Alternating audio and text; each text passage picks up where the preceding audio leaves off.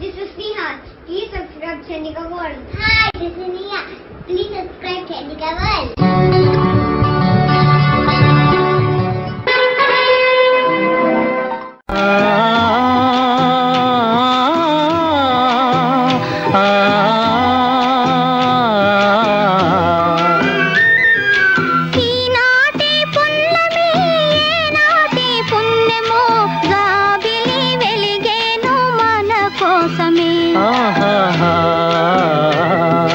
పండు వెన్నెల నడిగి పాన్పు తేరాదే ఈడమవ్వుల దాగు నిదుర తేరాదే చందమామ బాగుంది నేడు, చల్లగాలి బాగుంది నేడు, ఏముంది ఇంత ఏముంది, అది ఇంతే కదా ఏనాడు. ఓహోహోహో ఆహాహా అందెను నేడే అందనిగా వెళ్ళి నా అందాలన్నీ ఆతని వెన్నెలలే. ఏ మాయ ఏమో జాబిలి, ఏ మాయ ఏమో జాబిలి. పరువాల తొందర నెలరాకు ముందర, పరువాల తొందర నెలరాకు ముందర, మర్యాద కాదని కాదా పలికింది తొందర, పలికింది మెల్లగా. ఇక రాలవు కన్నుల ముత్యములు, ఇక వాడవు తోటల కుసుమములు. సోమదేవుడు ఎలియాస్ చంద్రుడు గురించి ఎవరు ఎప్పుడు ఎక్కడ ఎలా చెప్పినా అందమే, ఎంత చెప్పినా ఆనందమే. అందానికి, ఆనందానికి, పులకరింతకు, పారవశ్యానికి, హాసానికి, హాస్యానికి, సరసానికి, శృంగారానికి, మొత్తంగా చూస్తే భూమి మీద స్వర్గానుభూతిని రుచి చూపించగల సకల కళావల్లభుడే చంద్రుడు. శృంగారానికి శుక్రుడు కారకుడు కదండి అని కొంతమందికి సందేహం రావచ్చు. శుక్రుడువన్నీ చిమచిమలే. అసలు విషయంలో చంద్రుడే అగ్రజుడు, అంటే అన్న. ఒకనాటి ప్రబంధ కవుల నుండి ఈనాటి సినీ రచయితల వరకు అంతులేని సాహితీ సంపద సృష్టించగలిగారంటే చంద్రుడు ఆయన గారి వెన్నెల చలవే. చలవ అంటే చల్లదనమే కాదు, తల్లిలాంటి ఆలన, ఆదరణ. చంద్రుడు మాతృకారకుడే కాదు, అమ్మ ఇచ్చే ఆలన, పాలన, పోషణ, ఆదరణలకు కూడా కారకుడు. ఈనాటి పున్నమి ఏనాటి పుణ్యమో అని అనుభూతి చెందకుండా ఎవరైనా ఎలా చెబుతారు? అది ఆనంద పారవశ్యం తాలూకు కృతజ్ఞత ప్రకటన. అలా చెప్పగల ఊహాశక్తికి కూడా చంద్రుడే కారకుడు. పండు వెన్నెల నడిగి పానుపు మబ్బులు దాగిన నిదురు తేరాదే అని కవిగారు తెలిసి రాసినా తెలియక రాసినా నిదురుకు కూడా చంద్రుడే కారకుడు. చందమామ చల్లగాలి కలయిక ఆడామగ పవిత్ర సంగమం లాంటిది. బాగానే ఉంటుంది, బ్రహ్మాండంగానూ ఉంటుంది. చంద్రుడు స్వాంతన పరచగలడు, చంద్రుడిచ్చే వెన్నెల సేదతీర్చగలదు. ఇక్కడ చంద్రుడి గురించి మీకు ఒక రహస్యం చెప్పాలి. సోమదేవుడుగా పిలువబడే ఈయన వద్ద అమృతం ఉందని, ఆ అమృతాన్ని ఈ సోముడు దేవతలకు ఇచ్చాడని, అది తాగిన దేవతలు రోగ రుణ శత్రు మృత్యుబాధలు లేకుండా వారంతా స్వర్గ సౌఖ్యాలు అనుభవిస్తూ రేఖామేడంలాగా నిత్య యవ్వనులుగా ఉన్నారని పురాణ కథనం. నా మట్టుకు నేను నిర్ధారించుకుని నేను స్వయంగా అనుభూతి చెందకుండా ఏదీ నమ్మను. విషయమేమంటే ఆ సోముడే ఈ చంద్రుడు. సోమవారానికి ఈయన గారి పేరు ఉండటం మనకు ఒక రుజువు. ఇక చంద్రుడు ప్రతి పౌర్ణమి రోజున షోడశ కళలతో వెలిగిపోతూ కురిపించే అమృతధారలే వెన్నెల. మరి మనమంతా ఆ అమృతాన్ని ఆస్వాదించి ఆనంద పారవశ్యం పొందిన వారమేగా. చెకోర పక్షి అయితే ఈ వెన్నెల తినే బ్రతుకుతుందట అన్నట్లు చెప్పటం మరిచాను. స్త్రీ పెదవుల మీద ఎంగిలికి చంద్రుడే కారకుడు. దీన్ని ఆధరామృతం అంటారు. హితులారా, నేను కవిత్వం చెప్పటం లేదు. జ్యోతిష్యంలో చంద్రుడు గొప్పతనం గురించి మాత్రమే చెబుతున్నాను. ఇక రాలవు కన్నుల ముత్యములు, ఇక వాడవు తోటలో కుసుమములు అంటే సామాన్య విషయం కాదు. పూలు వాడిపోవు, కన్నీళ్లు ఉండవు అనేది దృఢమైన మనోవైఖరికి పరాకాష్ట. సంయమనం నుండి పుట్టిన ఈ మనోవైఖరికి చంద్రుడే కారకుడు. అందుకే జాతకంలో పూర్ణచంద్రుడు ఒక్కడు సరిగ్గా ఉంటే చాలు, అపరిమిత సంతోష సంపదలను అనుభవిస్తున్న చంద్రజాతకులకు రిజర్వ్ బ్యాంకు రాసిచ్చినా దిగదుడిపే. వెన్నెలలోని వికాసమే వెలిగించదని కనుల వేదన మరచి ప్రశాంతిగా నిదురించుము ఈరే నిదురించుము ఈరే. ఖగోళంలో సూర్యచంద్రులు ఒక అద్భుతం. ఈ రెండు గ్రహాలను మండల గ్రహాలుగా, రాజగ్రహాలుగా జ్యోతిష శాస్త్రం అభివర్ణించింది. సూర్యుడిని ఆత్మకారకునిగా, చంద్రుణ్ణి మనస్సుకారకునిగా మహర్షులు నిర్వచించారు. ఇంకా సూర్యుడు పితృకారకుడని, చంద్రుడు మాతృకారకుడని, పగలు సూర్యుడి అధీనం, రాత్రి చంద్రుడి అధీనం, సూర్యుడు రాజు, చంద్రుడు రాణి, సూర్యుడు పురుషగ్రహం, చంద్రుడు స్త్రీగ్రహం, సూర్యుడు అగ్ని, చంద్రుడు జలము అని శాస్త్రవచనం. సహజ రాశి చక్రములో చంద్రుడు కేంద్రస్థానమైన చతుర్థ భావానికి మరియు సూర్యుడు కోణస్థానమైన పంచమ భావానికి అధిపతులు. అంతేగాక రాశి చక్రంలోని బేసి రాశులలో మొదటి సగభాగానికి మరియు సమరాశులలో రెండవ సగభాగానికి సూర్యుడు అధిపతి కాగా, సమరాశులలో మొదటి సగభాగానికి మరియు బేసి రాశులలో రెండవ సగభాగానికి చంద్రుడు అధిపతి. ఈ విధంగా జ్యోతిష శాస్త్రంలో సూర్యచంద్రులకు సమప్రాధాన్యతతో కూడిన అగ్రతాంబూలం ఇవ్వబడింది. కుజ, బుధ, గురు, శుక్ర, శని 5 తారాగ్రహాలు మరియు రాహుకేతు 2 ఛాయాగ్రహాలు వెరసి ఈ 9 గ్రహాల ప్రభావం భూమి మీద, భూమిపై నివసించే మనుషుల మీద ఉంది. ప్రత్యేకించి సూర్యచంద్రుల ప్రభావం జ్యోతిష్యం నమ్మని వారు సహితం అంగీకరించి ఆమోదించగల ప్రత్యక్ష ఖగోళ విజ్ఞానం. భూమి తన చుట్టూ తాను తిరుగుతూ సూర్యుని చుట్టూ తిరుగుతుంది. చంద్రుడు అలా తిరుగుతున్న భూమి చుట్టూ తిరుగుతున్నాడు. భూమికి దగ్గరగా ఉండే ఉపగ్రహం చంద్రుడు. భూమి మీద ఉన్న మనుషుల మీద ఇతర గ్రహ ప్రభావం అంతా చంద్రుడి ద్వారానే సుసాధ్యం. ఇది సూర్యచంద్రులకు భూమికి మధ్య గల ముక్కోణపు సంబంధం. సూర్యుడు మనందరం జీవించి ఉండటానికి కారణమైతే అసలు మన పుట్టుకే చంద్రగ్రహ ప్రభావం వలన అనేది వాస్తవం. స్త్రీల ఋతుక్రమానికి, అండం విడుదలకు, అండం పిండంగా ఎదగటానికి చంద్రుడే కారకుడు. నిజం చెప్పాలంటే ఈ భూమి మీద నివసించే సమస్త జీవరాశుల మాదిరిగానే మనం కూడా గాలి పీలుస్తాం, నీరు త్రాగుతాం, ఆహారం తింటాం, సంతానోత్పత్తి చేస్తాం, ప్రాణాల మీద తీపితోనే జీవిస్తాం. ఇతర జీవులకు లేని బుద్ధి మన మనుషులకు ఉన్నందునే భూమి మీద అన్ని జీవరాశుల మీద ఆధిక్యత సాధించి వాటికంటే సుఖంగా, భద్రతతో జీవిస్తున్నాం. ఇంతకు విషయమేమంటే జ్యోతిష్యంలో ఏలినాటి శని, అష్టమ శని, అర్ధాష్టమ శని, షష్టాష్టకం, ద్విద్వాదశం లాంటి అప్రాధాన్య విషయాలకు మరియు కుజదోషం, కాలసర్పదోషం, కళత్ర దోషం, సంతాన దోషం, మాంగళ్య దోషం లాంటి ప్రతికూల విశేషాలకు విపరీత ప్రచారం కల్పించి తరతరాలుగా మనుషుల మనసులను ఏనాడో బందీ చేశారు. కానీ జనారణ్యంలో సూర్యచంద్రుల గురించి అంతగా ప్రచారం లేదనే చెప్పాలి. భారతదేశంలో ప్రతి ఒక్కరికి బాల్య దశలోనే అమ్మ ఆవు పాఠంతో పాటు ఈ దోషాల పాఠాలను కూడా బాగా కంఠస్థం చేస్తున్నారు. కానీ జనారణ్యములో సూర్యచంద్రుల గురించి అంతగా ప్రచారం లేదనే చెప్పాలి. సూర్యచంద్రుల గురించి సంపూర్ణ అవగాహన ఉంటే మనస్సులో సమస్త భయాలు, దుఃఖాలు ఇంకా ఇతర మలినాలు కొట్టుకుపోయి మనసుకు పాలాభిషేకం జరుగుతుంది. ఈ పాలకు, పాల పదార్థాలకు చంద్రుడే కారకుడు. గతంలో సూర్యదృష్టి అని వీడియో చేశాను. సూర్యుడితో సరిసమానంగా ప్రాధాన్యత గల చంద్రుడి గురించి కూడా 4 ముక్కలు చెప్పాలనే నా ఆకాంక్షకు ప్రతిరూపమే ఈ చంద్రదృష్టి వీడియో. చంద్రుడు మనస్సుకు, మానసిక శక్తికి, మనోబలానికి, ఊహాశక్తికి, ఉద్వేగాలకు, ఆశలకు, ఆలోచనలకు, ఆకర్షణకు, అందానికి, ఆనందానికి కారకుడు.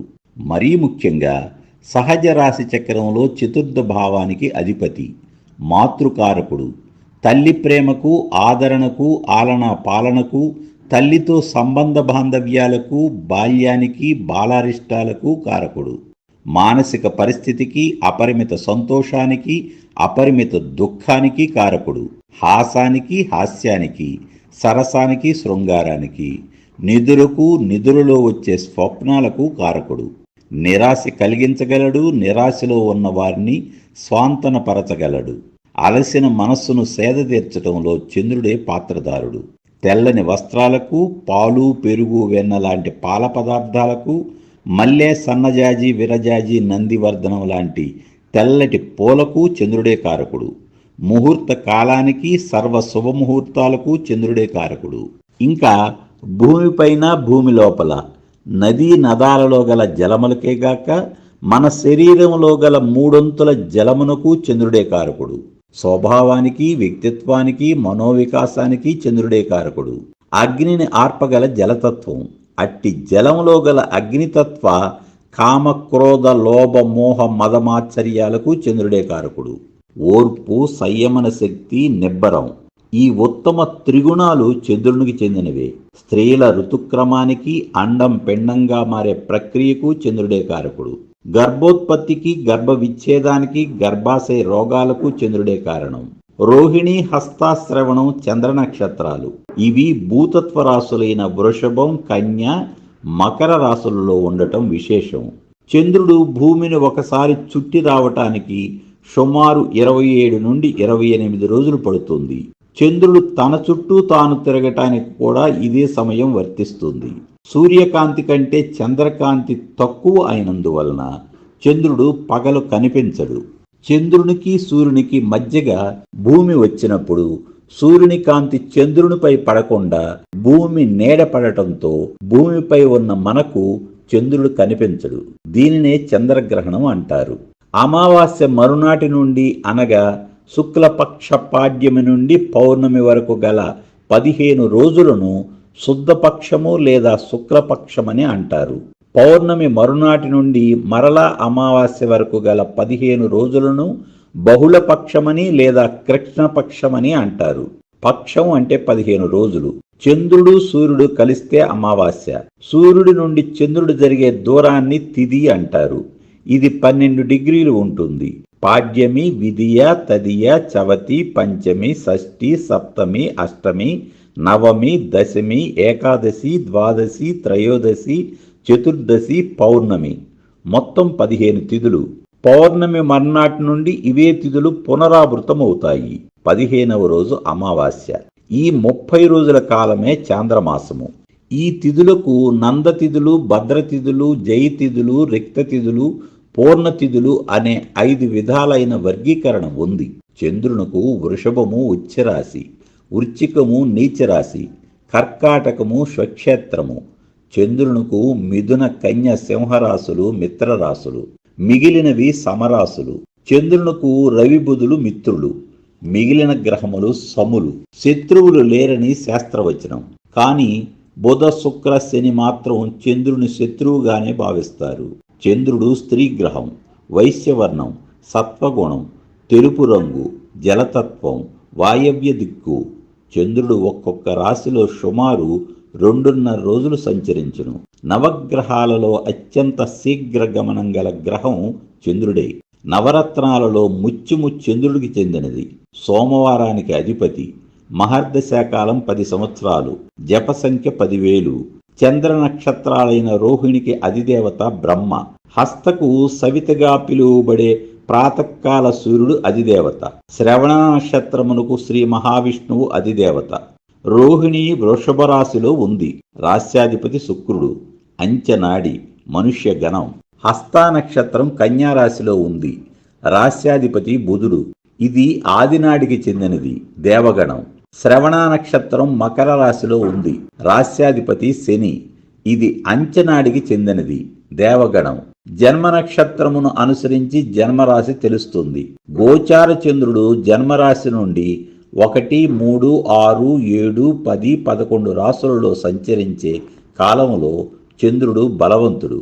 చంద్రుడు రాత్రికి అధిపతి, ప్రత్యేకించి దివ్య దృష్టికి కారకుడు.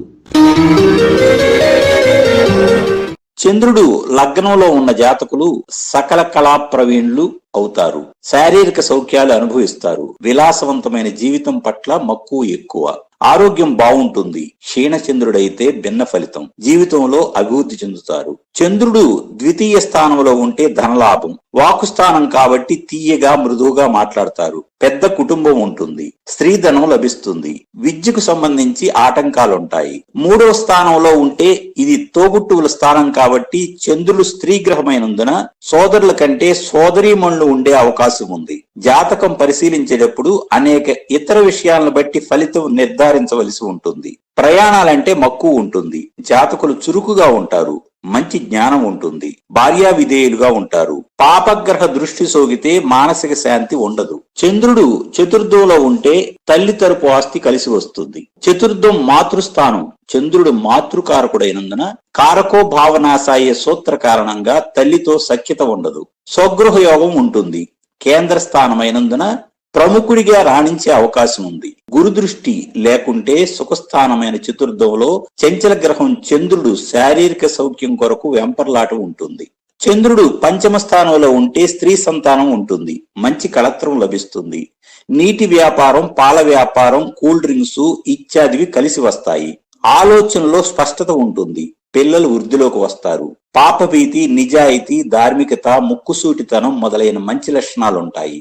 జాతకంలోని ఇతర గ్రహాలు కూడా అనుకూలంగా ఉండి చంద్రమహాదశ వచ్చినప్పుడు రాజకీయ పదవి లభించే అవకాశం ఉంది. చంద్రుడు 6వ స్థానంలో ఉంటే సాధారణ జీవితం. బాల్యంలో అనారోగ్యం. ఇక్కడ పాపగ్రహ శుభదృష్టి తోడైతే రోగస్థానమైనందున దీర్ఘకాల రోగాలకు అవకాశం ఉంది. చిన్న చిన్న వృత్తి ఉద్యోగాల్లో రాణించగలరు. ఏది ఏమైనా చంద్రునికి మంచి స్థానం కాదు. చంద్రుడు 7వ స్థానంలో ఉంటే సంతోషకరమైన జీవితం. తల్లికి అనారోగ్యం. అందమైన భార్య, అనుకూలవతి. భార్య తరపు ఆస్తి కలిసి వస్తుంది. జీవితంలో పురోగమిస్తారు. మంచి కుటుంబం. క్షీణచంద్రుడైతే ప్రతికూల ఫలితాలుంటాయి.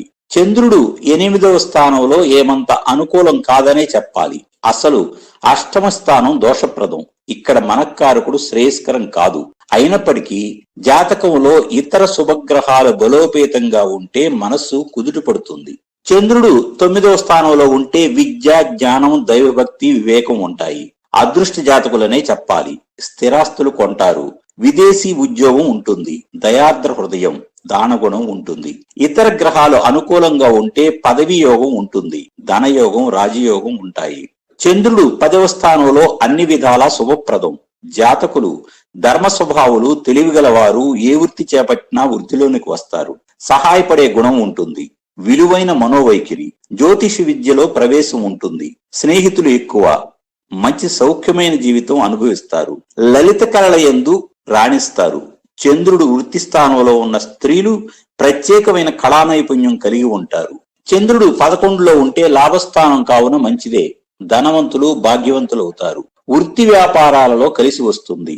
స్త్రీల కారణంగా ధనప్రాప్తి ఉంటుంది. కుటుంబ సౌఖ్యం బాగుంటుంది. భూములు కొనుగోలు చేస్తారు. చంద్రునికి 12వ స్థానం అంటే వ్యయస్థితి శుభప్రదం, జయప్రదం కాదు.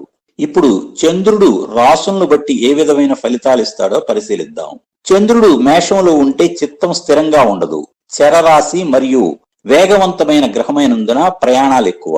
కుజక్షేత్రంలో మనక్కారకుడైనందున కామసుఖముల పట్ల ఆసక్తి ఉంటుంది. ధైర్యం, ఉత్సాహం, దూకుడు ఉంటాయి. చంద్రుడు వృషభంలో ఉచ్చ. మనసు ఎల్లప్పుడూ సంతోషంగా ఉంటుంది. పరువు ప్రతిష్టలకు ప్రాధాన్యం ఇస్తారు. చంద్రుడు మిథున రాశిలో ఉంటే అందంగా ఉంటారు. ప్రతిభా పాండిత్యాలుంటాయి. సంగీత ప్రియులు. హాస్యం, వేళాకోళం, వెటకారం ఉంటాయి. వాయుతత్వ రాశిలో మనక్కారకుడైనందున ఊహాలోకంలో విహరిస్తుంటారు. కర్కాటకం చంద్రునికి స్వక్షేత్రం. మంచి మనస్సు ఉంటుంది. ఉద్వేగం పాళ్ళు ఎక్కువ. బోటు షికారంటే ఇష్టపడతారు. జరగబోయే విషయాలు స్వప్నంలో దర్శిస్తారు. భూములు, భవనాలు అంటే స్థిరాస్తులుంటాయి. సింహంలో చంద్రుడు. అహంకారం, మనోవ్యాకులత.